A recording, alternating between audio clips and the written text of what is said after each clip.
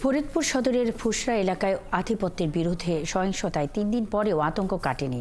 ক্ষতিগ্রস্তদের দাবি, প্রভাবশালী প্রতিপক্ষ পাশের সালথা উপজেলা কয়েকটি গ্রাম থেকে লুটেরাদের ভাড়া করে এনে হামলা করে তাদের প্রতিপক্ষ। পুলিশ কাউকে গ্রেপ্তার না করায় তারা এখনও সক্রিয়। যে কোনো সময় আবারও হামলার শঙ্কা করেন তারা। যদিও পুলিশ বলছে পরিস্থিতি স্বাভাবিক। মনুল ইসলাম টিটুর তথ্য, ছবিতে প্রতিবেদন। ফরিদপুর সদর উপজেলার কানাইপুর ইউনিয়নের ফুসরা গ্রাম। আকাশ মাতুব্বর ও হাশেম খান পরিবারের বিবাদের ইতিহাস দীর্ঘদিনের। সেই বিবাদের সর্বশেষ ঘটনা দুই পক্ষের সমর্থক দুই নারীর পুকুরে মাছ ধরা নিয়ে। আকাশ মাতুব্বর সমর্থকরা বলছেন তাদের অন্তত 20টি বাড়িঘর ভাঙচুর ও লুটপাট হয়েছে 4 ফেব্রুয়ারি।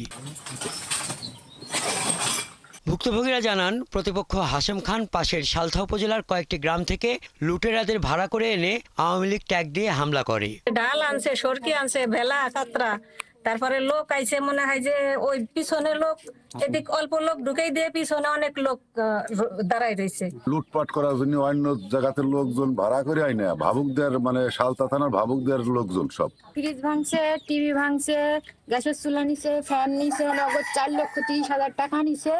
অভিযুক্ত হাশেম খান ও তার সমর্থক রুস্তম মোল্লার স্ত্রী সুফিয়া বেগম হামলার দায় স্বীকার করলেও বলছেন আগে তাদের উপর হামলার জেরেই এই পাল্টা হামলা হয়েছে।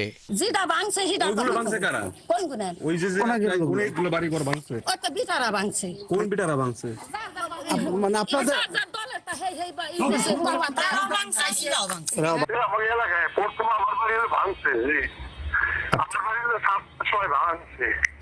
আচ্ছা, ওই ঘটনার যে তারপরে আমার এলাকার লোক ওই আমার বাড়িতে নিয়ে চলে গেছে, আমার বাড়ির ভিতরে আটকে রাখছো।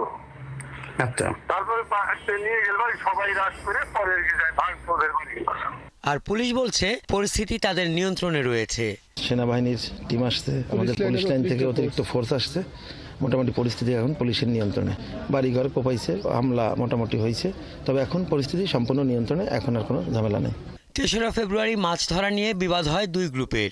এরপর 4 ফেব্রুয়ারি হামলা ভাঙচুর হয়। হাসান আহমেদ, 71।